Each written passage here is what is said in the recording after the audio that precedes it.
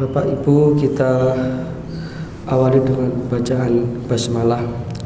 Bismillahirrahmanirrahim. Assalamualaikum warahmatullahi wabarakatuh.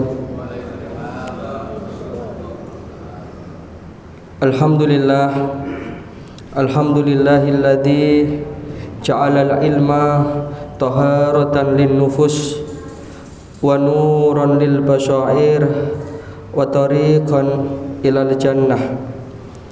Asyhadu an la ilaha illallah wahdahu la syarikalah wa asyhadu anna Muhammadan abduhu wa rasuluh la nabiyya ba'dah. Allahumma shalli wa sallim wa barik ala nabiyyina Muhammadin wa ala alihi wa sahbihi wa man tabi'ahum bi ihsanin ila yaumil qiyamah. Amma ba'du, subhanaka la ilma lana illa ma 'allamtana innaka antal alimul hakim. Rabbi shrah li sadri wa yassir li amri wahlul 'uqdatam min lisani yafqahu qawli. Allahumma inna nas'aluka ilman nafi'a wa rizqan thayyiba wa amalan mutaqabbala. Amsayna ala fitratil Islam wa ala kalimatil ikhlas wa ala dini nabiyyina Muhammadin sallallahu alaihi wasallam wa ala millati abina Ibrahim hanifan muslima wa ma kana minal musyrikin. Bapak Ibu hadirin jamaah pengajian rutin Masjid Nurul Hidayah rahimakumullah. Pertama, dari hati yang paling mendalam, marilah kita senantiasa tidak henti-hentinya menghaturkan dan menyanjungkan rasa syukur kita, rasa terima kasih kita kehadirat Allah Subhanahu wa taala atas segala nikmat dan karunia-Nya, lebih-lebih nikmat iman, nikmat Islam, nikmat kesehatan, sehingga pada kesempatan ini kita bisa hadir untuk mencari ridha Allah Ta'ala dengan menunaikan ibadah sholat berjamaah, dan kita lanjutkan dengan thalabul ilmi. Mudah-mudahan ilmu yang kita pelajari menjadi satu ilmu yang bermanfaat, dan mudah-mudahan kehadiran kita di sini ini akan dicatat oleh Allah Subhanahu wa taala sebagai amal sholih. Yang kedua, sholawat serta salam mudah-mudahan senantiasa terlimpah kepada junjungan kita, suri tauladan kita, uswatun hasanah kita, baginda Rasulullah sallallahu alaihi wasallam, allati adal amanah wa ballagur risalah wa nassahal ummah wa jahada fi sabilillahi haqqa jihadih hatta atahul yakin. Mudah-mudahan kelak kita akan mendapatkan syafaat beliau. Amin ya rabbal alamin. Yang ketiga, terima kasih atas waktu dan kesempatan ini. Setiap Sabtu pekan yang pertama kita ngaji tauhid, dan kita masih mengkaji kitab Al-Masail Al-Jahiliyah, permasalahan-permasalahan jahiliyah yang kemudian ini sampai sekarang masih ada di sekitar kita, sehingga dengan harapan kita akan bisa kemudian untuk menjauhkan diri kita dari perilaku-perilaku jahiliyah ini, karena masih banyak perilaku-perilaku jahiliyah di sekitar kita, bahkan dengan bentuk yang lebih modern. Itu yang masih laku di sekitar kita. Maka dengan mengkaji kitab ini harapannya supaya kita itu terhindar dari perilaku-perilaku jahiliyah tersebut.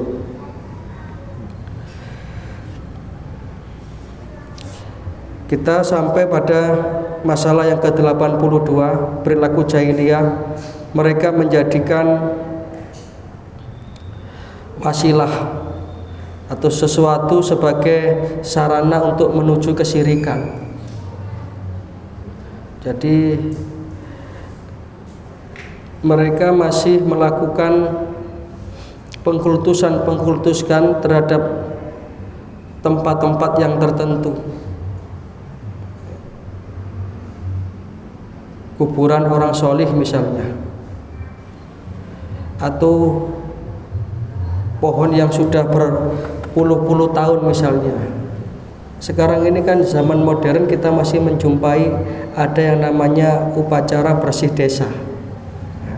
Itu kan tujuannya untuk memberikan sesajen atau persembahan kepada sing bau reksa desa.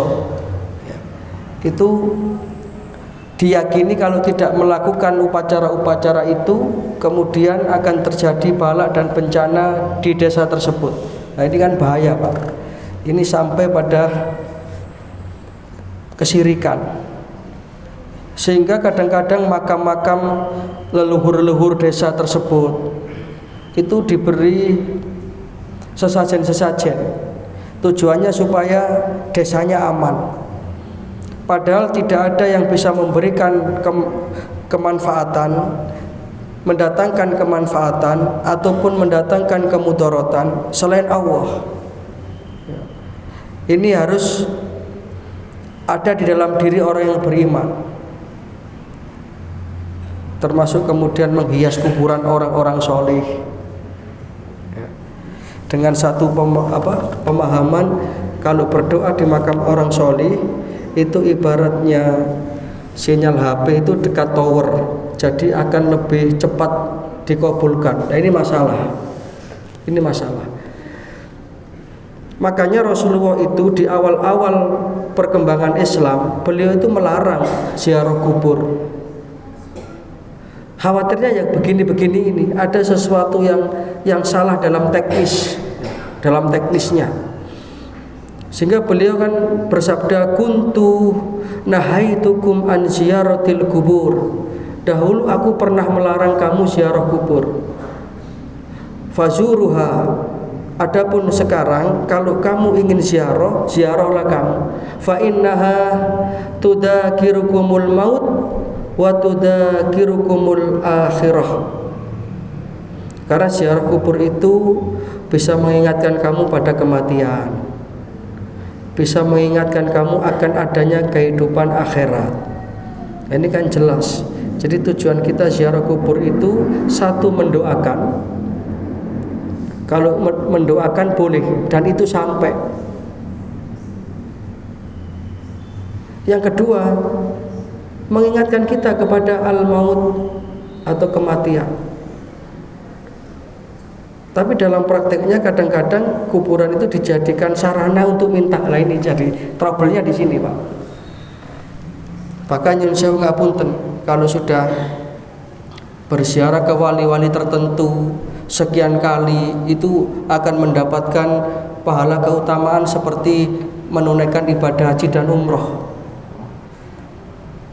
Itu dalilnya biro perjalanan Cik Payu itu, Pak.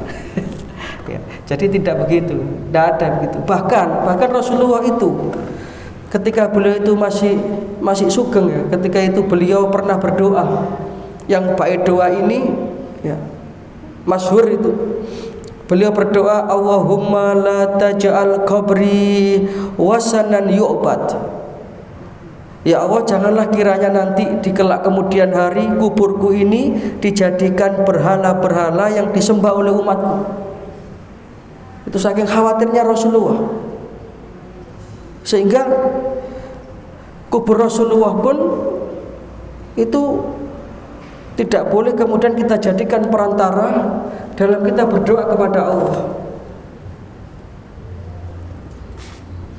Itu hadisnya sahih.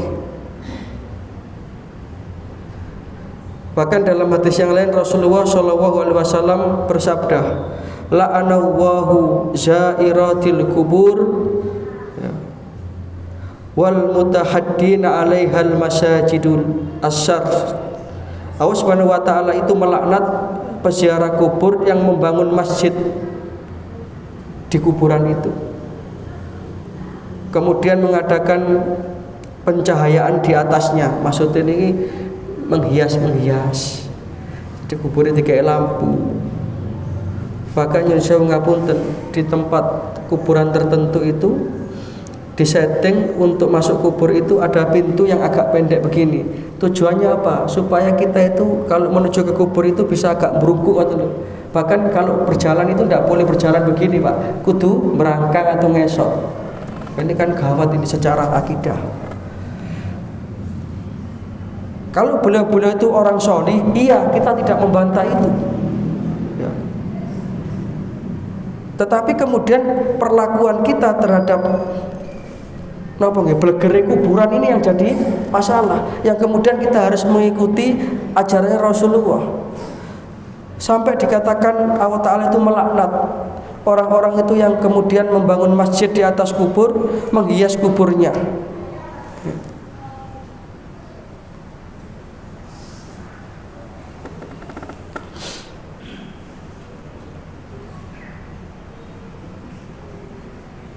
Bahkan sampai Rasulullah itu pernah berpesan kepada Sayyidina Ali, wahai Ali, jangan kau biarkan kuburan itu ditinggikan, coba kamu ratakan aja itu. Itu pesan Rasulullah kepada Sayyidina Ali. Ya tujuannya supaya tadi itu, supaya kemudian tidak ada pengkultusan, tidak ada kemudian menjadikan tempat-tempat tertentu sebagai wasilah.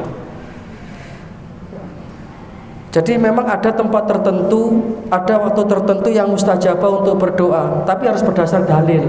Contoh di Raudhah itu jelas ada keistimewaan, Pak. Rasulullah bersabda, ma bainal hujrati wa minbari raudhatun min riyadil jannah. Antara rumahku dengan mimbarku itu adalah taman-taman surga. Ya, sehingga di situ tentu doa lebih mustajabah karena ada dalilnya. Di Hijr Ismail, di Makom Ibrahim, ini amkanun mustajabatun liddoa. Tapi selain yang berdalil begitu-begitu, kita tidak boleh kemudian ngarang-ngarang sendiri. Boleh dongo ndek kono lho, iku ben sesepuhe sing duwe desa iki, ben sakti wong. Iku laskare Diponegoro. Kayak begitu gitu. Karena apa? Karena Allah Ta'ala itu adalah zat yang maha mendengar hamba-hambanya. Jadi berdoa itu secara langsung. Maka kita bicara masalah tawasul atau wasilah, ini harus diilmui, karena khawatirnya nanti secara teknis keliru kemudian jatuh kepada kesyirikan. Jadi wasilah atau perantara itu ya, yang ada dalilnya itu yang pertama, kita minta doa kepada orang yang masih hidup. Nah itu bisa. Aku dongakno ya, begitu itu boleh, Pak. Sing dijaluk donga sing urip.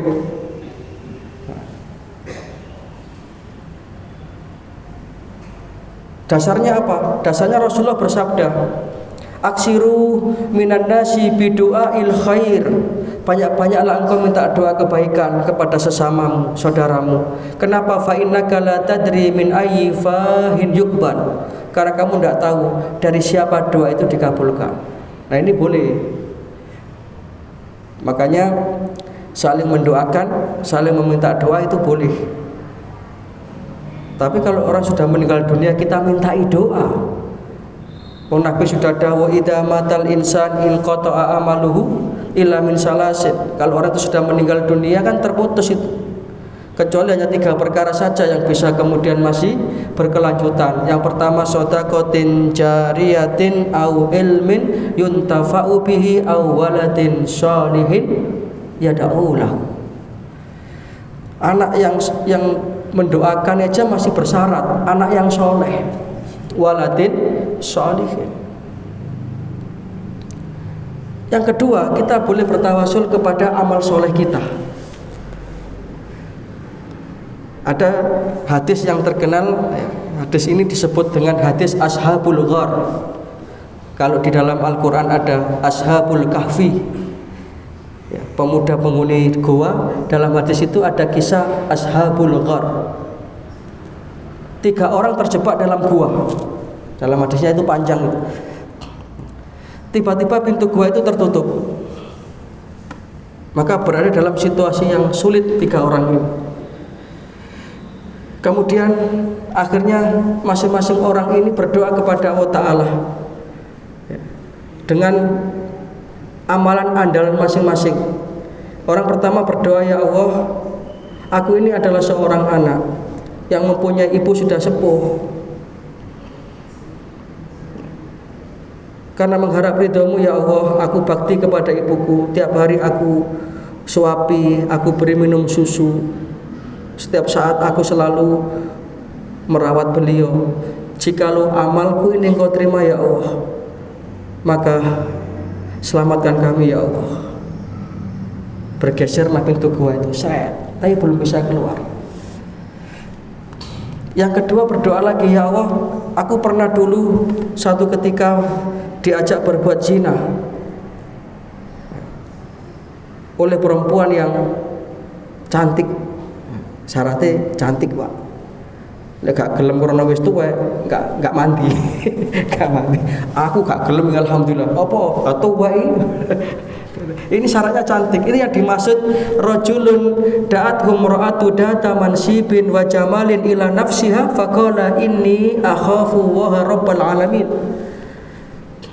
Tapi karena saya takut kepadamu ya Allah, akhafu wa, takut kepadamu ya Allah, aku bisa menghindarkan diri dari perbuatan yang kau laknat ya Allah. Jikalau ketika itu ridhomu kepada aku ya Allah, amalku engkau terima ya Allah, selamatkan kami ya Allah. Bergeser batu itu, seret. Yang ketiga berdoa, ya Allah, aku dulu punya bekerja sudah lama, berbulan-bulan, tapi satu ketika pekerja saya ini tiba-tiba meninggalkan saya tanpa pamit. Tapi karena dia sudah punya gaji yang tertinggal, saya jaga gaji itu, saya pegang amanah itu, bahkan saya kembangkan. Satu ketika dia kembali lagi, aku berikan haknya tanpa aku kurangi sedikit pun ya Allah, sepeser pun tidak aku kurangi ya Allah. Jikalau ini bisa menjadikan amal solehku ya Allah, maka selamatkan kami ya Allah. Maka tiba-tiba pintu gua itu terbuka. Nah, jadi masalah Pak. Kadang-kadang kalau kalian jenengan nggak duwe amal andalan. Kok ndongone ya Allah, kulo mboten gak ada amal napa-napa.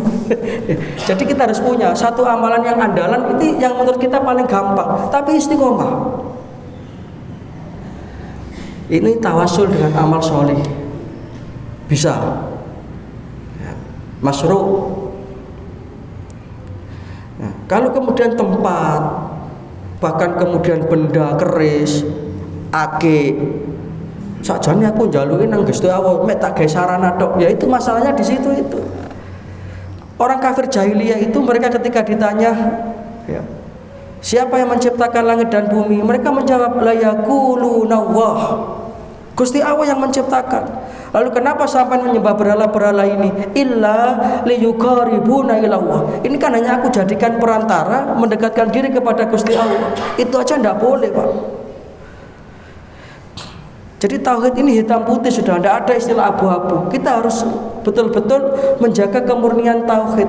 Maka tauhid rububiyah, kita mengesahkan Allah Ta'ala di dalam zatnya, ini harus kita ikuti dengan tauhid uluhiyah, yakni kita mengesahkan Allah Ta'ala dalam peribadatan kita. Jadi ibadah itu harus fokus.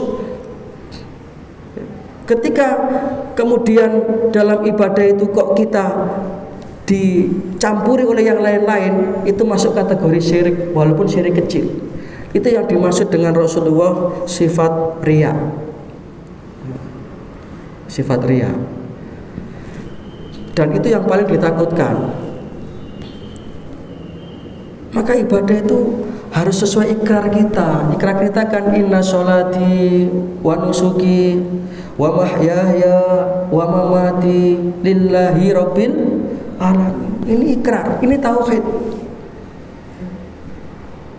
Jadi ikrar itu harus diaplikasikan, harus diwujud nyatakan. Maka ibadah kita apapun semuanya tertuju pada satu titik, mengharap ridho Allah. Yabtaguna fadlan minallahi wa ridwana. Dan itu termasuk ciri-ciri umatnya Kanjeng Nabi itu begitu. Jadi semua yang dia lakukan mengacu kepada ridho Gusti Allah, ridho Allah. Sehingga kemudian ketika kita tercampurkan dengan tujuan-tujuan manusia, ini bahaya. Ini yang dimaksud dengan sabda Rasulullah, inna ahwafa ma akhafu alaikum asyirkul asghar. Sesungguhnya yang paling saya takutkan dari umatku itu adalah syirik kecil. Kalau syirik besar insya Allah enggak lah. Di antara jenengan apalagi warga Muhammadiyah, enggak ada yang ngiku keris. Setiap satu surat diumbah, enggak ada yang percaya ake mek kayak pemanis saja, bukan untuk kepercayaan. Sampai duwe keyakinan aku saja sing gawe akeh iki ojo maneh sing tuwek, sing ojo maneh sing perawan, sing tuweke katut ora. Wah ini bahaya ini. Ndak ada. Dan Nabi tidak khawatir itu. Tapi yang paling aku takutkan adalah asyirkul asghar, syirik kecil. Sahabat bertanya, wa masyirkul asghar ya Rasulullah? Apa syirik kecil itu ya Rasulullah?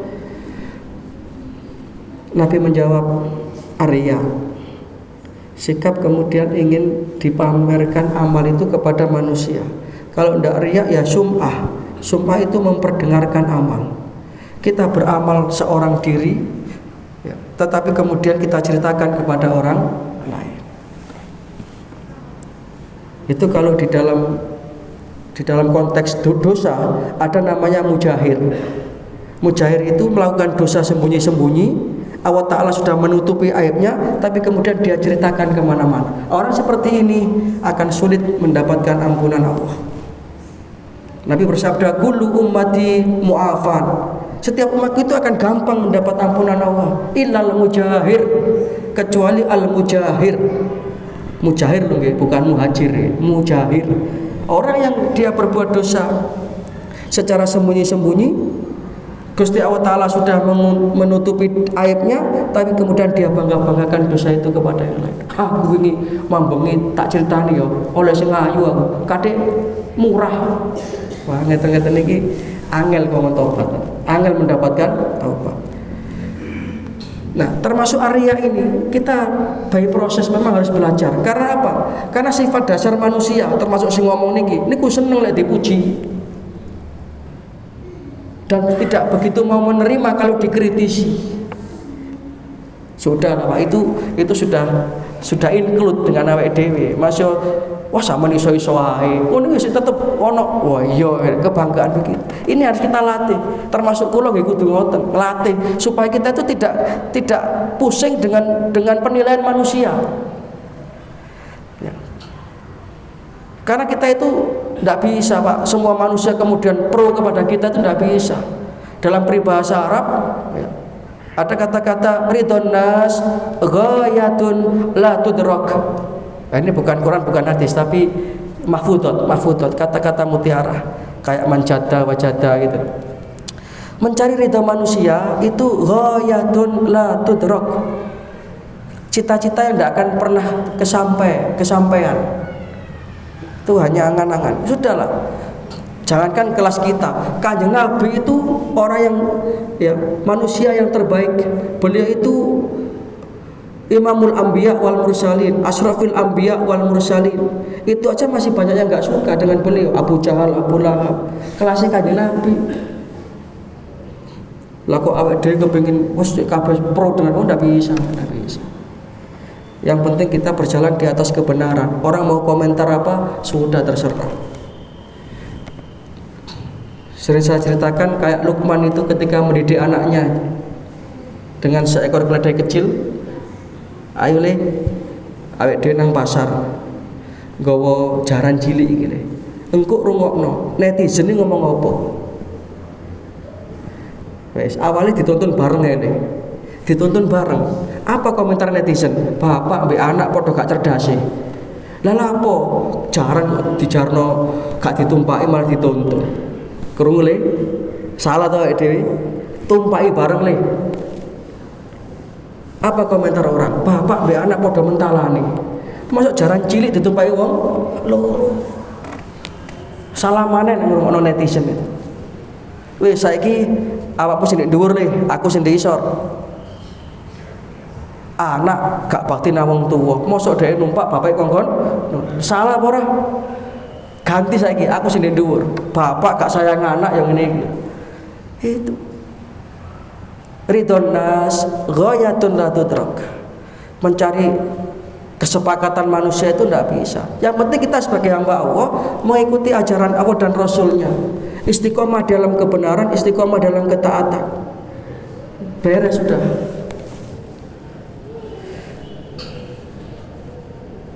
Nabi itu kurang baik apa Pak? Beliau itu rahmatan lil alamin. Beliau itu ahsanan nasa khalqan wa khuluqa, sebaik-baik manusia ya, baik dari segi fisik maupun akhlaknya.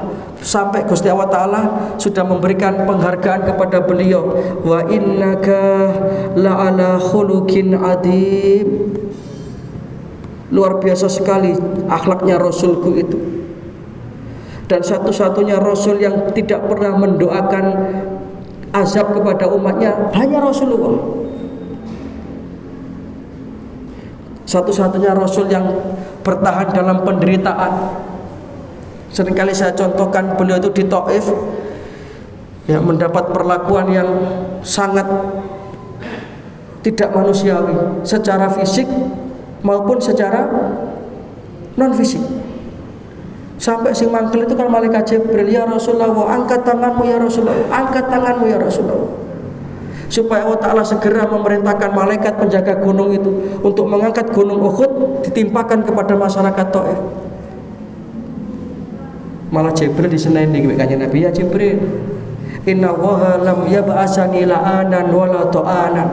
Gusti Allah itu Jibril ngutus aku orang gawa laknat, tidak mendatangkan bencana, walakin ba'asani wa hudaiyan wa rahmatan. Tapi Gusti Allah ngutus saya itu sebagai penyeru dan membawa rahmat. Lu ngoten mau lho, si ono sing gak seneng. Maka Nabi itu berdoa dengan doa yang syahdu itu di Taif itu. Doa beliau itu ya kalau kita baca kisah ini Pak, nangis itu Pak, doanya Nabi itu. Nabi berdoa, Allahumma asku ilaika dha'fa quwwati. Ya Allah, aku mengadu kepadamu ya Allah, betapa hambamu ini adalah hamba yang lemah ya Allah.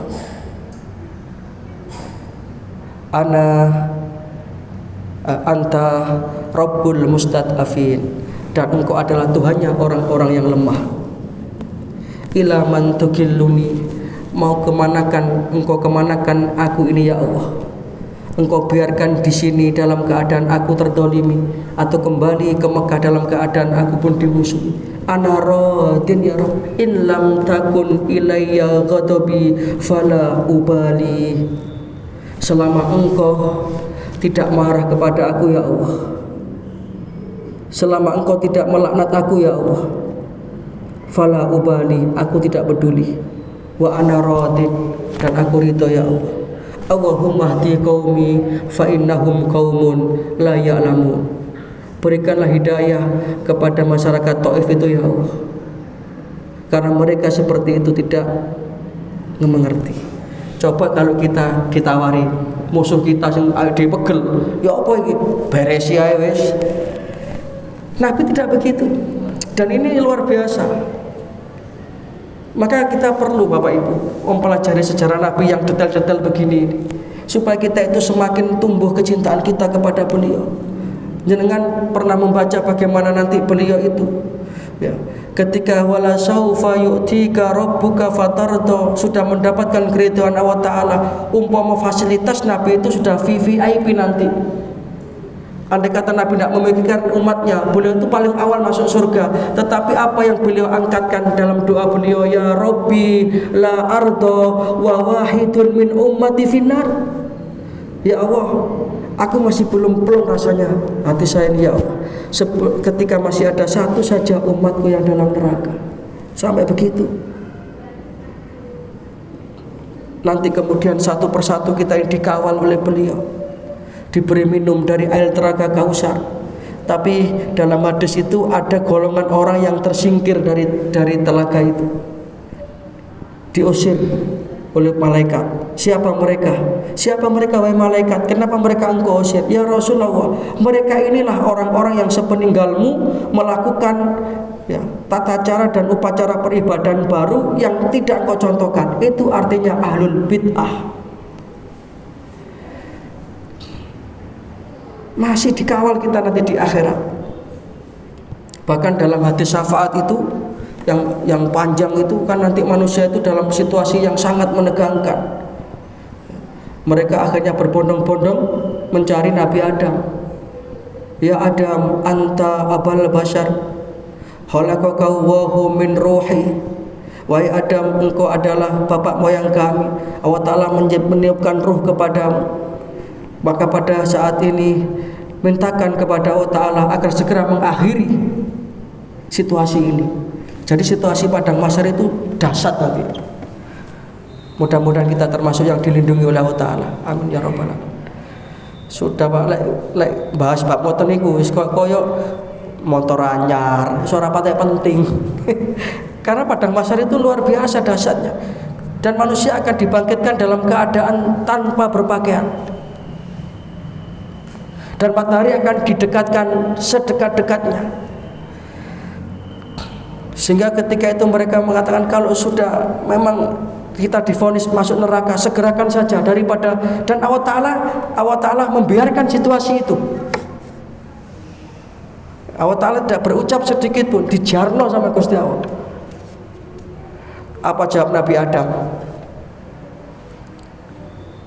Saya tidak bisa bantu kamu. Sekarang ini saatnya saya juga mempertanggungjawabkan dosa saya dulu makan buah larangan itu.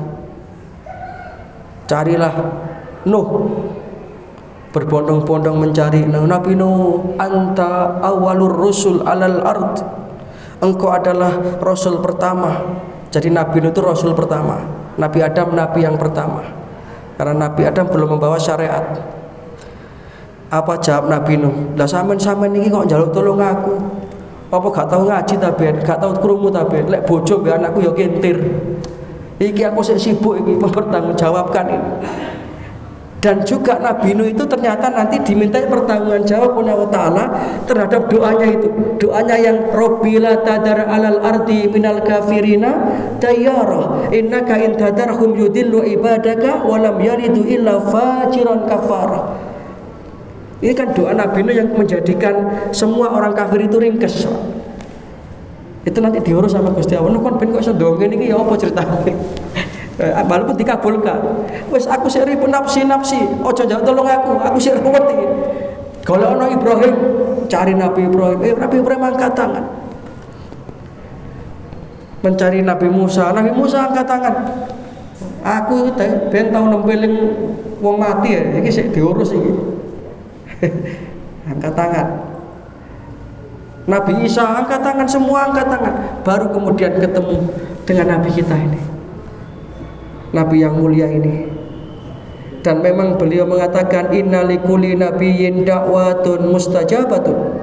Semua doa pamungkas dari para nabi-nabi itu sudah dibaca ketika di dunia. Wa ini ikhtaba'tu da'wati, tapi aku simpen doa pamungkasku itu, tak eman-eman tenan itu. Syafa'atan li ummati yaumal qiyamah. Tujuannya ya saat ini akan aku baca ketika ini. Ya. Wa huwa yanalu insyaallah man mata wa lam yusyrik billahi syai'a.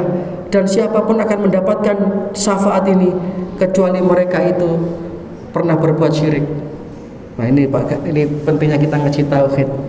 Jadi orang yang nanti akan dapatkan syafaat Rasulullah itu hanya mereka yang tidak pernah berbuat syirik kepada Allah Ta'ala sekecil apapun. Maka Nabi kita bersujud itu di hadapan Allah. Beliau berdoa dengan doa pamungkasnya itu. Apa tidak dahsyat itu, Pak? Laqad ja'akum rasulun min anfusikum azizun 'alaihi ma anittum harisun 'alaikum bil mu'minina raufur rahim. Fa in tawallaw faqul hasbiyallahu la ilaha illahu 'alaihi tawakkaltu wa huwa rabbul arsyil 'azim. Jadi kesusahan umatnya ini menjadi beban pikiran beliau. Jadi Nabi itu tidak pernah cuek kepada umatnya, dipikir kita ini. Akhirnya Nabi kemudian bersujud di hadapan Allah, ya Rabbi, wahai Allah, selamatkan umatku ya Allah. Sampai kemudian Allah Ta'ala memerintahkan kepada beliau, wahai Rasulku, angkat kepalamu. Ya Rasul, wahai Rasulku, irfa ra'sak wasal tu'tah. Dan sekarang kau minta apa? Minta apa? Wasfa tasyafa, dan kamu aku beri rekomendasi untuk bisa memberikan syafaat kepada umat. Maka mudah-mudahan kita termasuk diakui umat beliau. Sehingga Mbak Yai Dahlan menamakan persyarikatan ini Muhammadiyah. Ini bukan main-main. Tujuannya ya ini, kita daftar. Kalau daftar Kanjeng Nabi dari panjenengan, pengikut panjenengan, maka harus konsisten dan konsekuen. Supaya kita diakui sebagai rombongannya Rasulullah. Dan nanti ada ciri-cirinya itu umatnya Rasulullah itu. Inna ummati ya'tuna yaumal qiyamah ghurran muhajjalin min asharil wudu. Nanti umatku itu akan bersinar-sinar wajahnya di hari akhirat itu. Sehingga Nabi akan memanggil-manggil kita, ummati ta'al, umatku sini, umatku sini.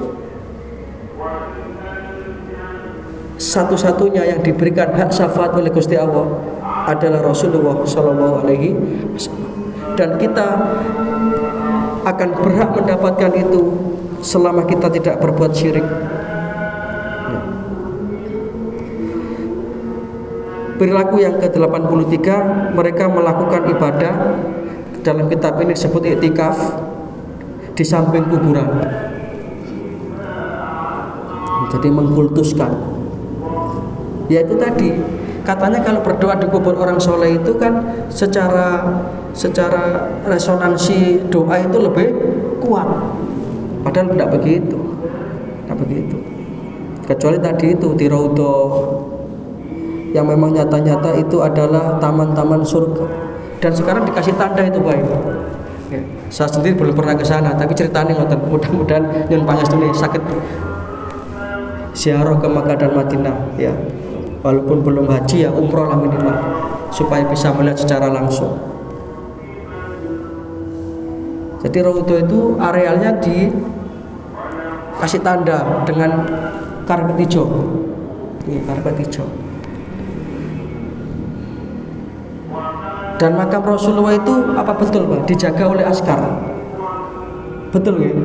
Jagani sih. Itu kadang-kadang orang diberiku kayak kelompok apa kelompok diberiku ya Rasulullah. Nabi itu tidak mau, Pak. Beliau masih hidup saja, beliau itu tidak mau dikultuskan. Dan beliau sangat khawatir itu karena pernah terjadi. Kapan? Ya zaman Nabi sebelumnya, yaitu Nabi Isa kan begitu kasusnya.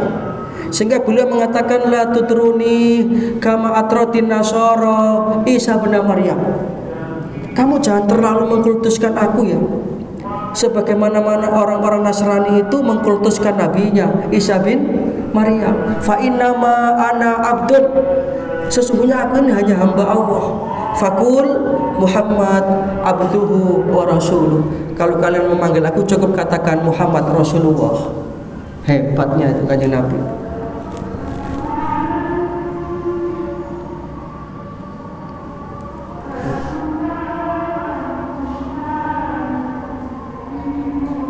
Bahkan ada mereka-mereka yang kemudian secara istiqomah, secara rutin mendatangi kubur-kubur itu, dianggap itu mendatangkan keberkahan. Nah ini kan bahaya ya. Misalkan pedagang dilala kok yo mari teko kuburan niku mari memberi napa istilahnya niku doa-doa jaluk doa perantara itu kok ya dilala tukune terus laris. Semakin yakin itu. Semakin yakin ya. Nah ini kadang-kadang begitu Pak. Jadi kalau ibadah itu diukur dengan dunia kadang-kadang begitu. Jenengan nyuwun sewu ngapunten salat duha.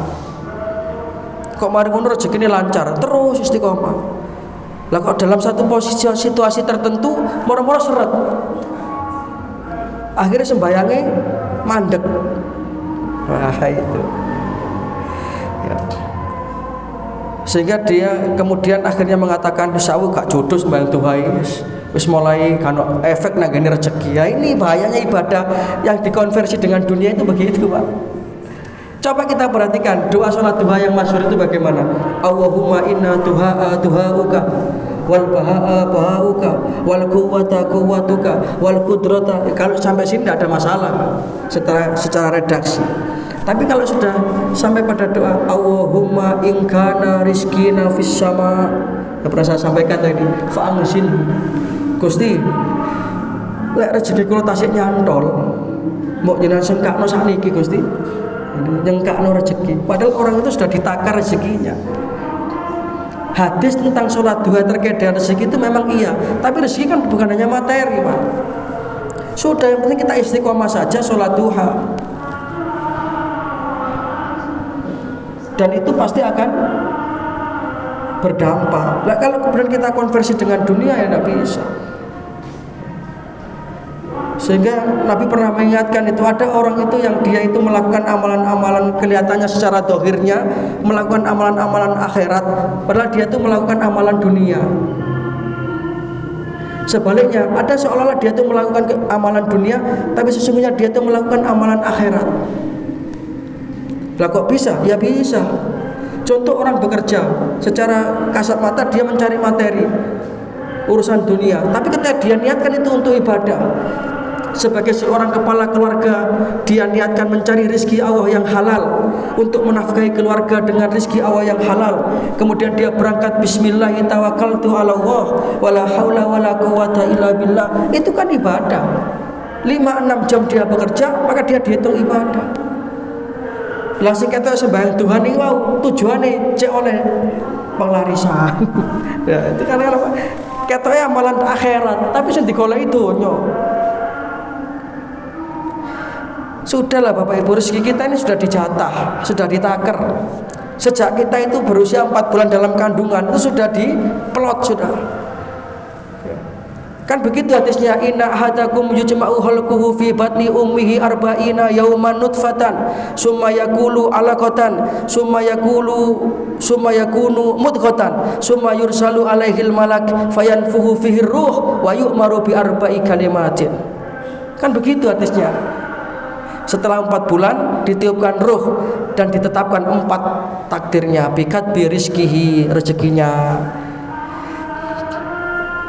wa amalihi, tentang amal perbuatannya, wa ajalihi, dan ajalnya, wa sakiyun au sa'idun, dan nasibnya. Pernah saya ceritakan nggih, orang sudah di ICU, dokter sudah memanggil seluruh keluarganya, sudahlah ini secara medis sudah sulit karena sudah ada. Mudah-mudahan kita senantiasa termasuk hamba-hamba Allah yang bertauhid, mendapatkan taufik dan hidayah, amal ilmu rezeki yang barokah, dan akhirnya kita husnul khotimah. Ketika kita meninggalkan dunia ini, kalimat yang kita baca adalah la ilaha illallah. Kita kembali dalam naungan ridha Allah, radiyatan mardiyah. Mudah-mudahan Allah Ta'ala mensakinahkan keluarga kita, mensolih-solihkan anak-anak kita, dan kemudian kita termasuk hamba-hamba Allah yang beruntung dimasukkan dalam surganya. Amin ya rabbal alamin. Demikian Bapak Ibu yang bisa kita pelajari. Insya Allah kita sambung pada pertemuan yang akan datang. Nasrun minallah wa fatun qarib wa basyiril mu'minin. Subhanaka wa humma wa bihamdika asyhadu an la ilaha illa anta astaghfiruka wa atubu ilaik. Matur suwun yen pangapunten. Assalamualaikum warahmatullahi wabarakatuh.